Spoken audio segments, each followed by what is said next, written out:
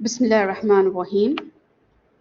As you can see, the topic of my lecture today to you is going to be on bone loss and patterns of bone loss.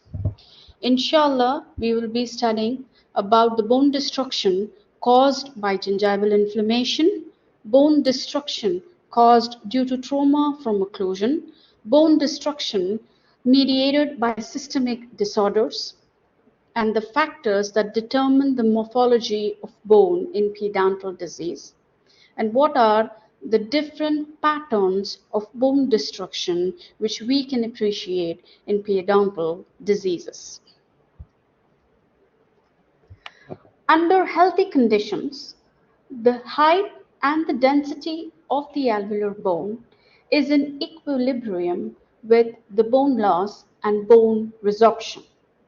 But when the bone resorption exceeds the bone formation, then we can see the discrepancies of height and density of the alveolar bone. So what is the association between bone loss and periodontal disease? The level of bone is a consequence of past pathological experience. So what do you mean by this? As you can see in the radiograph here, we definitely refer this type of bone loss as the bone which is lost due to the past pathological experience. We interpret this radiograph as bone loss. That means there is bone loss prior to the patient's present condition. Okay, I'm sure all of you have taken oral radiology course. I assume by now you know how to interpret the intraoral periapical radiograph. So the most important thing which we learn from the intraoral periapical radiograph, or any other radiograph for that matter, is the amount of bone which is lost. We don't refer like the amount of bone present. This is the amount of bone loss which is occurring much previously. The changes taking place in the soft tissue wall of the periodontal pocket generally reflect the present inflammatory conditions. So what do we mean by that? Means when we start taking our periodontal charting and we note down the periodontal pocket depth, the other cardinal signs of gingival inflammation like recession, clinical attachment level, bone loss, all these features, they suggest the present inflammatory condition of the patient. Is that clear? The radiograph tells us about the past pathological experience, whereas the clinical findings, they tell us about the present inflammatory condition of the periodontium. Now, the degree of bone loss is not necessarily correlated with the depth of the periodontal pocket, the severity of ulceration of periodontal pocket wall, or the presence or absence of pus. So what do I mean by this? Many of your seniors, and I'm not sure if you have come across the intraoral periapical radiograph which we take in order to diagnose bone loss or periodontitis, we see generally that if you call us in the clinics to approve this case as periodontitis or gingivitis, many of you have this doubt. Doctor, we see that there is sufficient amount of bone loss which we can see in the intraoral periapical radiograph. But why do you not approve this case as periodontitis? Right? The amount of bone loss is not necessarily related to the depth of the pocket. Many a times, yes, there is definitely presence of bone loss which you can see in the radiograph. But when you probe the particular area, you do not find periodontal pocket. There are a lot of periodontal conditions wherein there is no periodontal pocket. The depth of the sulcus remains between 1 to 3, but there is bone loss. Okay, one example if I had to give is trauma from occlusion or improper brushing technique. There is attachment loss, there is bone loss, but we cannot say that this patient has active periodontal disease just by looking at the intraoral periapical radiograph or the OPGs. Your radiographic findings should always correlate with the clinical findings. It is not a hard and fast rule that you see bone loss in the radiograph and alatul you presume that the patient definitely has periodontitis. This is a very, very important point you need to note. So let us see now, how does bone destruction occur by the extension of gingival inflammation into the periodontia? Is that clear? So here we see that when the patient doesn't maintain his or her oral hygiene, when there is persistence of plaque and calculus in the oral cavity, this triggers a gingival response which is seen as bleeding gums or bleeding on probing. Now, if the patient doesn't come to you at this point, what happens is that the gingival inflammation proceeds apically to involve the periodontal ligament, the cementum, and alveolar bone. If the patient doesn't get treated at this point, what happens?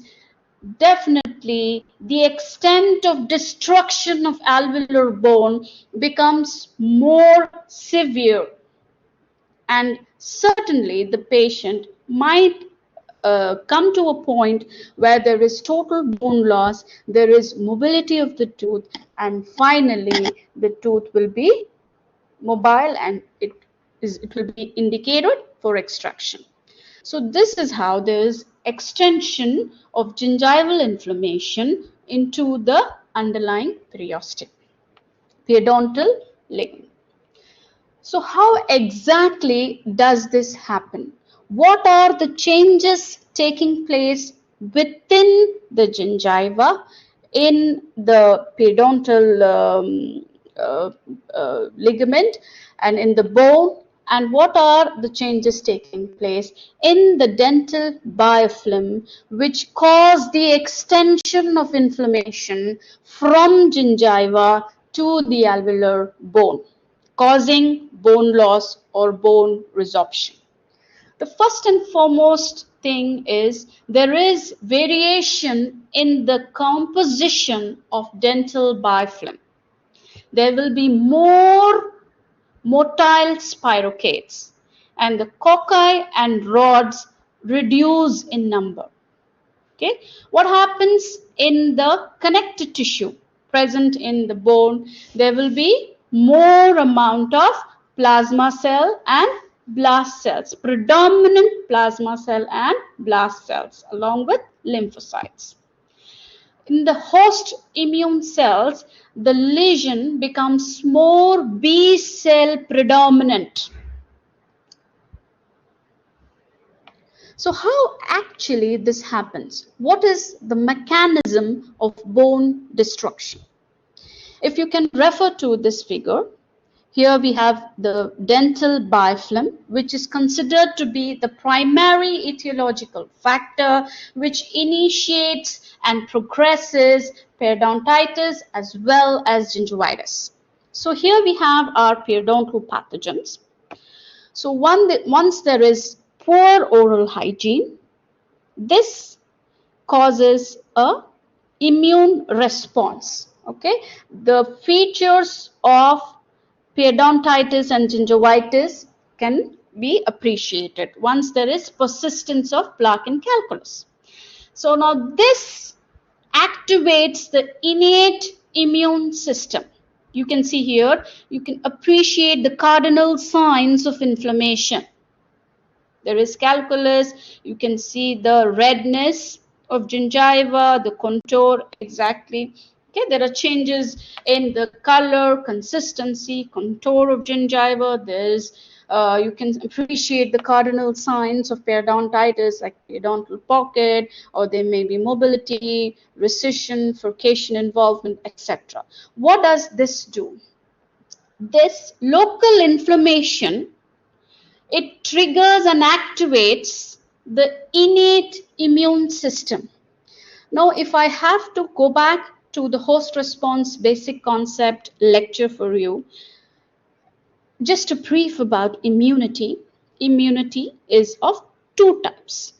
What is it? It is the body's response to the microorganism or the antigen.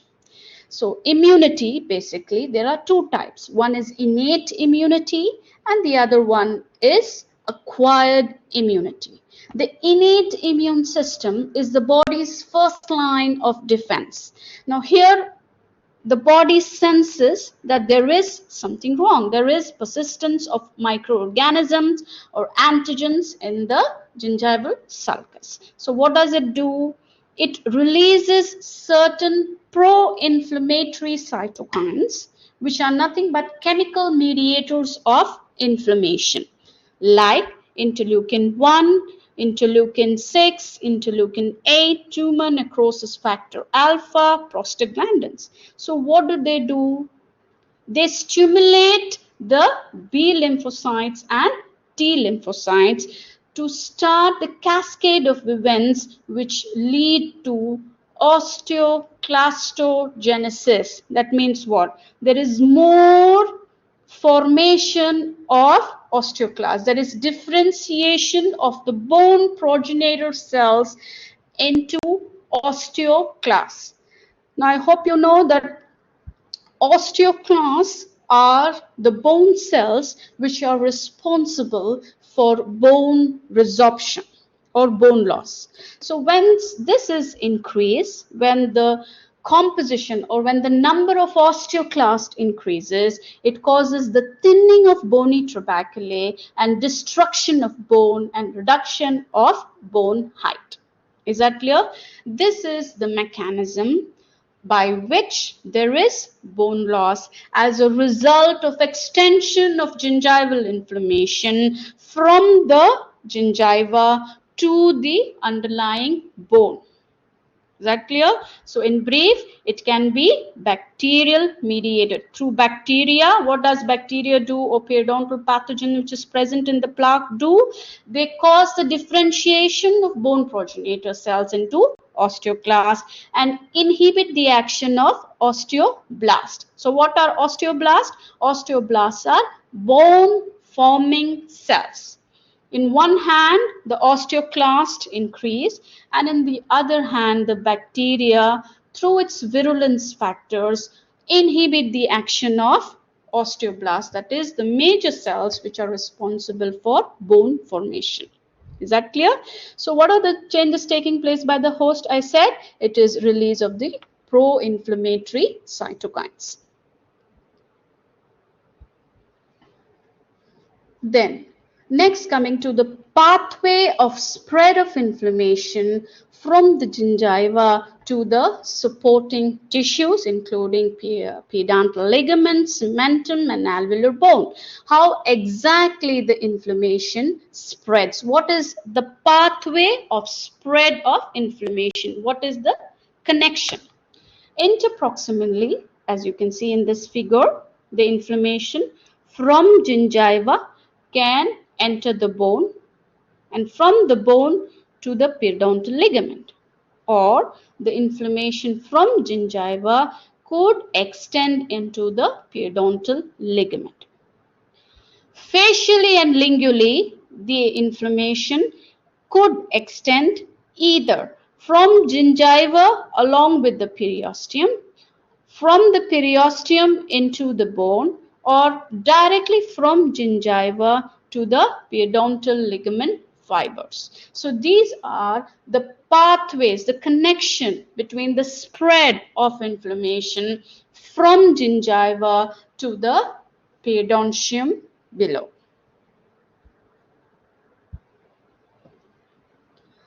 Next, we have something called as radius of action. Ish mane radius of action. Now, Grant and co. they have postulated that the bone resorption factors may need to be present in close proximity of the bone surface in order to exert their action. What do you mean by this? Suggest, for example, here you see in 17-16 there is bone loss.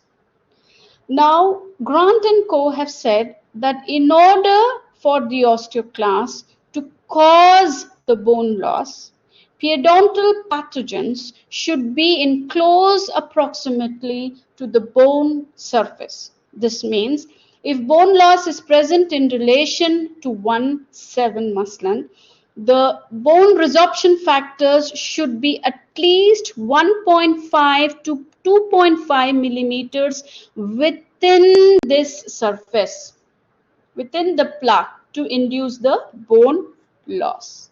It doesn't mean that periodontal pathogens are present in 1-4, but bone loss is seen in 1-7. No. In order for the periodontal pathogens to cause the bone loss, to cause bone resorption, this periodontal pathogen should be close to the surface of the bone. Okay, so how much close? The range of effectiveness of bone resorption factors should be somewhere between 1.5 to 2.5 millimeters, within which the bacterial plaque can induce loss of bone. Beyond this 2.5 millimeters, there is no effect, there is no bone resorption. As I said, as I gave you example, it should be in close approximity. So what is the ideal rate of bone loss which occurs in normal individual? Whether there is periodontitis or there is not periodontitis, the average rate of bone loss per year in the facial surface is 0.2 millimeters. And in the interproximal surfaces, it is 0.3 millimeters. Okay, this is the rate of bone loss per year, both in the facial surface as well as in the interproximal surfaces.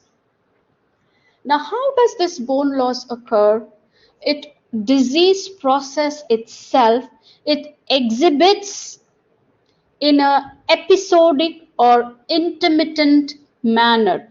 What do I mean by this? Episodic means there are periods of inactivity followed by periods of destruction. Now, everybody, all of you, alhamdulillah, have started seeing patients in clinics. Most of you would have observed that the cardinal features of inflammation sometimes are missing. The gingiva appears to be normal, right? You see that the color, contour, surface texture, position, all these features, they appear to be normal. But when you do the bleeding on probing, you find out that there is definitely gingival bleeding, which leads to our diagnosis as gingivitis. And few patients, you exactly appreciate all the cardinal features of gingival inflammation. So why is this so? Why in few patients we can see the features of inflammation and in few patients the gingiva appears to be normal? The answer is this periods of destruction itself. Okay, when the patient comes to you in the period of destructive activity, you can appreciate the cardinal signs of gingivitis or periodontitis, which results in loss of collagen fiber and alveolar bone loss. Right? In disease destruction, you appreciate that there is subgingival ulceration and acute inflammatory reaction resulting in rapid loss of alveolar bone. And there is definitely, as I mentioned before, a shift between the T lymphocytes into predominance of B lymphocytes. Is that clear? So all these changes you can see when the patient come to you during the phase of disease activity. So there is periods of disease activity and periods of disease inactivity. When the patient comes to you in the period of disease inactivity, it doesn't mean that the patient, although has normal features of gingiva, doesn't have gingivitis at all. Gingivitis is slow progressing in these patients. Is that clear? Where the inflammation is generally missed by the patient. Okay, the cardinal features, as you know, start appearing as long as 14 days of the persistence of plaque, right? In 14 days, the plaque, converts into calculus, and plaque formation starts as early as 2 hours after professional scaling. So you can estimate how early the gingiva responds to this plaque and calculus. Okay, so this was about the extension of gingival inflammation into the periodontal ligament, cementum, and alveolar bone. How the gingival inflammation causes bone destruction. What are the changes taking place in the dental biofilm? What are the changes taking place in the host cells? What are the changes taking place in the connective tissue present within the bone? What are the pathways through which the inflammation from gingiva reaches the bone? What is a radius of action? What is the rapid rate of bone loss? Okay. Moving on further, we have something called as bone destruction or bone loss, which is caused by trauma from occlusion. Ishmani trauma from occlusion. Now, inshallah, next week, you're going to have a lecture in detail about trauma from occlusion by Dr. Preetham. In today's lecture, I will just give a brief information about the bone loss patterns which we see in trauma from occlusion, otherwise called as TFO. So what is this trauma from occlusion? When the occlusal forces exceed the adaptive capacity of the periodontium, the resultant tissue injury is called as trauma from occlusion. So what do I mean by that? If I were to explain this into very simple terminology, let's supposing you are standing stable in one place and somebody comes and hits you hard, what happens? You will either fall down or slightly displace or move forward. This is exactly the mechanism what happens to the tooth within the socket when an abnormal excessive force is acting on it. If you see in this figure, there is of course an abnormal occlusal forces acting. Generally, the occlusal forces exactly on the middle surface of the crown. When the direction of the occlusal force is abnormal, okay, what happens? The tooth tends to move or rotate around the fulcrum of axis. Okay, you can see that the tooth slightly is mesially drifted because of this abnormal occlusal force. So this movement or displacement of the tooth within the socket when there is abnormal force acting creates areas where there is compression of the periodontal ligament and there is elongation of the periodontal ligament. So if the tooth has to move within the socket, one side of the root, the periodontal ligament fibers compress, and the other side there will be elongation. Now this creates areas of pressure and tension in the opposite side of the fulcrum. Is that clear? So then how does this cause bone loss? The areas where there is compression of the periodontal ligament fibers there is activation of osteoclasts leading to bone destruction or bone loss. Whereas, on the other hand, the opposite side of bone loss, there is elongation of the periodontal ligament fibers, causing bone formation as an attempt to repair the injury which is caused due to the trauma. Is that clear? Now, in detail about this, again, next week, Dr. Preeta will explain to you. But you need to have a basic idea as to what type of bone loss is seen in trauma from occlusion. Now, if you need to find out this, first you need to have a basic idea about what trauma from occlusion is. So this is what trauma from occlusion is. You can appreciate very nicely that one surface there is bone loss, and in the tension side of the tooth, in absence of inflammation, there is bone formation.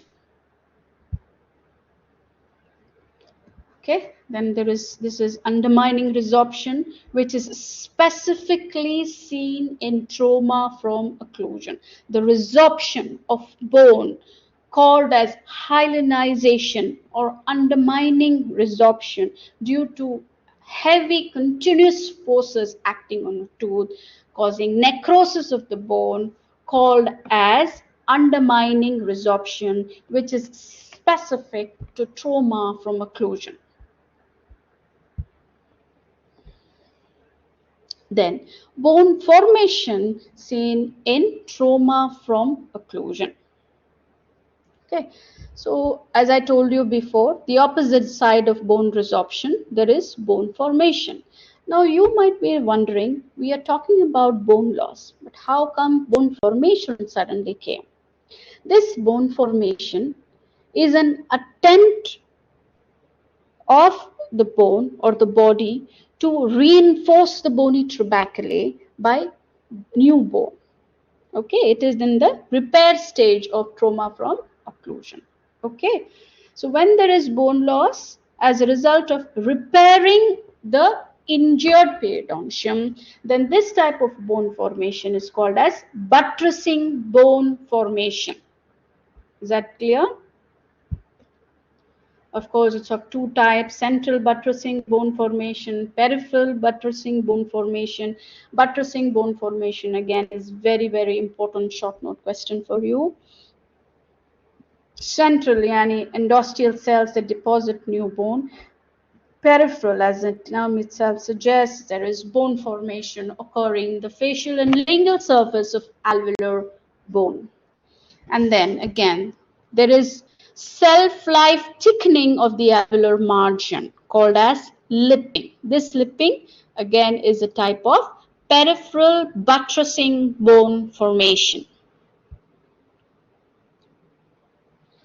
So what are the radiographic changes we see if the patient has trauma from occlusion? This is how the radiograph looks like. There is funnel-shaped bone loss. Okay, there is widening of the periodontal ligament space, thickening of the lamina dura, condensation of alveolar bone, and bone root resorption. Okay, these are the radiographic findings of trauma from occlusion. Funnel-shaped bone loss, okay, thickening of the lamina dura, widening of the periodontal ligament space.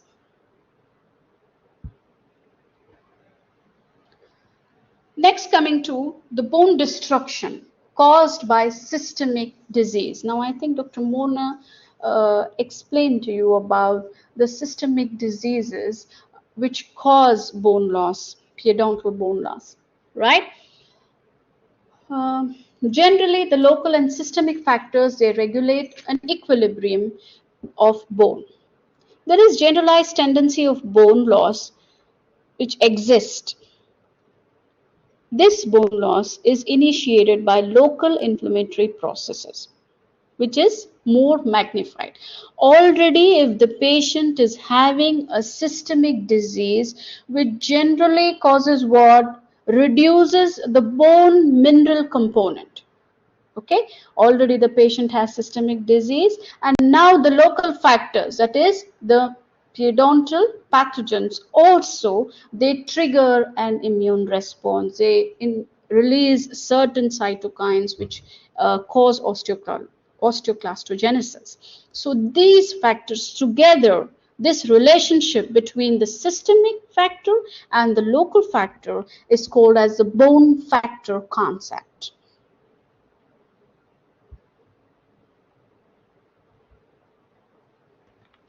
So what is the normal variation of alveolar bone? Normal variation means there could be variation in the thickness and width of the crest. You can see here.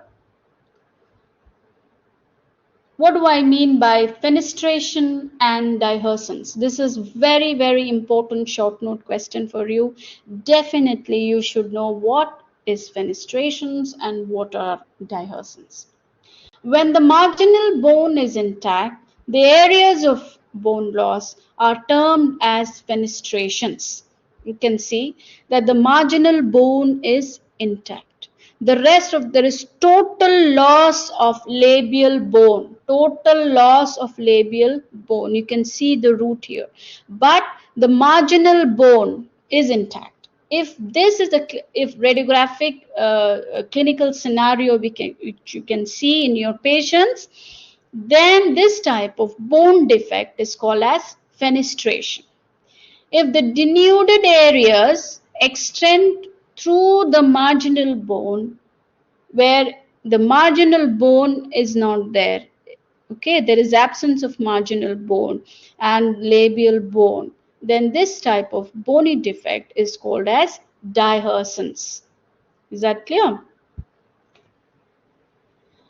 Then you can see the tooth alignment, then there is crowding, okay, root approximately. All these are variations of the alveolar bone. You can see that here in the root there might be laceration in the root, or they might be fused roots. Okay.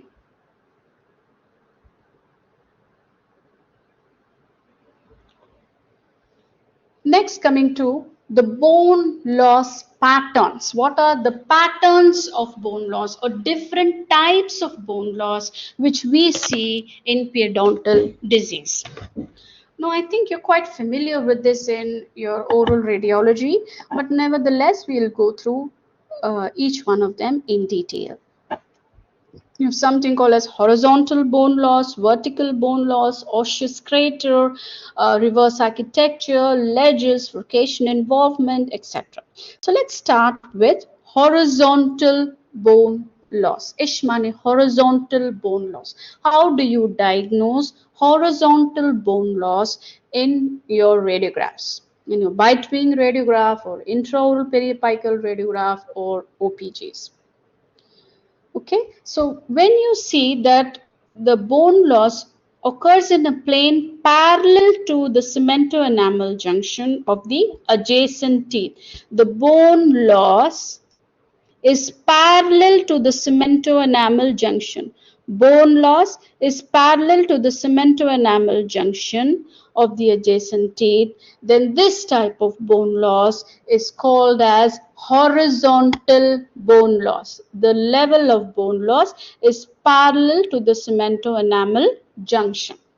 If we ask you in clinics or in your exam, how do you say that this type of bone loss is horizontal and not vertical? Your answer should be that plane is parallel to the cemento-enamel junction.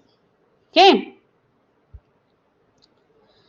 Next, coming to vertical or angular bone defects. These defects occur in an oblique direction. They leave a hollow throughout the bone along the root. The base of the defect is apical to the surrounding bone. Is that clear? This is how you diagnose the vertical or angular bone loss. Now, Goldman and Cohen, they have classified infrabony defects into one wall defect two-wall defect and three-wall defect, depending upon the total number of osseous walls present in the oral cavity. So what do I mean by this?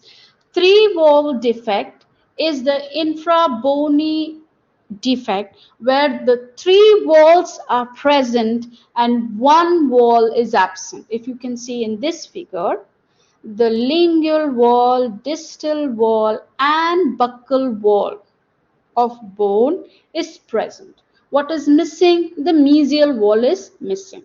So in a three-wall defect, three walls will be present and one wall will be missing. Similarly, in a two-wall defect, two walls will be present and two walls will be missing or diseased. Is that clear? Then one wall defect is one wall is only present while three walls are missing. This is very, very important information which is very, very necessary for you to know in order to frame a diagnosis, a treatment plan, and how to go about the surgical procedure, the prognosis of these defects. For all these informations, first you need to know to diagnose a three-wall defect, two-wall defect, one-wall defect, whether this defect can be regenerated with the help of bone grafts or no, or either it can be just contoured. Okay, so depending upon this, the total number of bone of osseous walls present. Okay, three-wall defect, any three walls present, one wall absent. Here, two walls absent. In one wall defect, three walls absent, only one wall present. Okay, this three wall, two wall, one wall, it suggests the total number of walls present. Okay, bone defect. Next, coming to osseous crater. Ish mane osseous crater. Crater is nothing but a semilunar or saucer-shaped bone loss. Okay, like a concavity present in the interdental bone, which is seen within the facial and lingual walls. It generally is seen in the mandibular, more common than the maxillary arches. Okay, so what is osseous crater? Now, Ocean Bean has divided osseous craters into three types.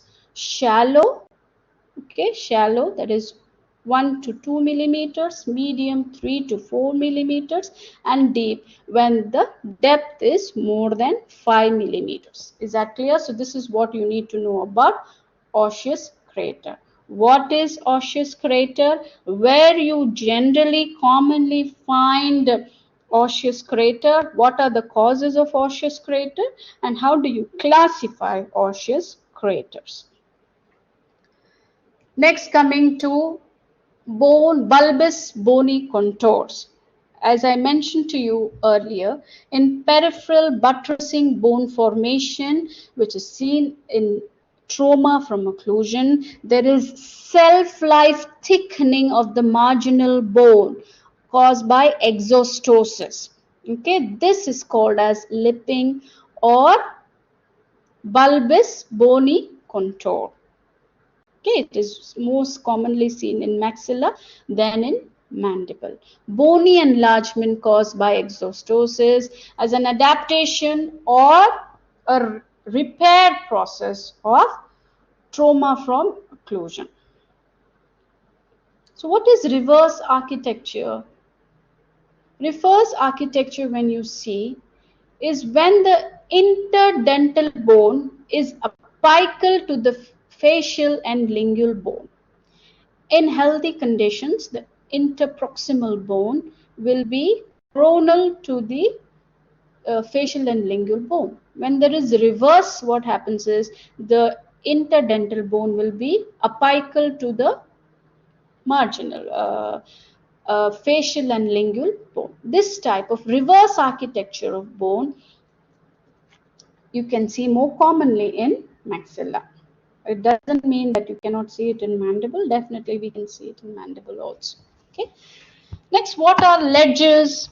Ledges are plateau-like bony margins caused by resorption of thickened bony plates. Plateau-like bony margins caused by resorption of the plates.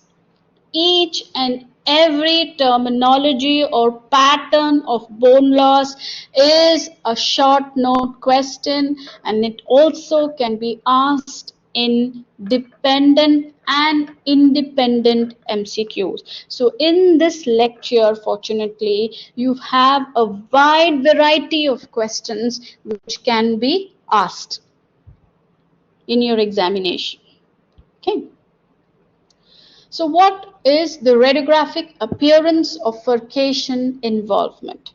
What is furcation involvement? When when there is invasion of bifurcation and trifurcation of multi-rooted teeth by periodontal disease, then this type of defect is called as furcation involvement. Now, all of you are very well familiar with furcation involvement. We have taught you in your preclinical session, and also you need to know which instrument you use to detect furcation involvement, and how do you classify furcation involvement, and how furcation involvement can act as a sign of periodontal disease, which can be used to stage the periodontitis. Right? So generally, how does furcation involvement appear in the radiograph? It appears as a radiolucent area in the furcation area between the roots here. Okay.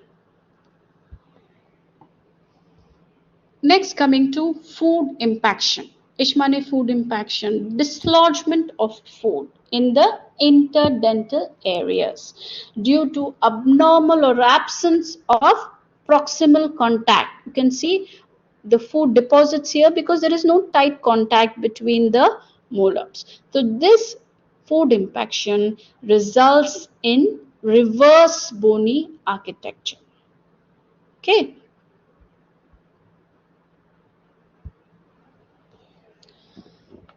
Next, coming to the bone loss, which is seen in molar incisor pattern of periodontitis, where there is a typical arc-shaped bone loss starting from the distal surface of the premolar, second premolar, to the mesial surface of second molar, arc-shaped bone loss. Okay, this is pathognomonic to molar incisor pattern of periodontal disease or periodontitis.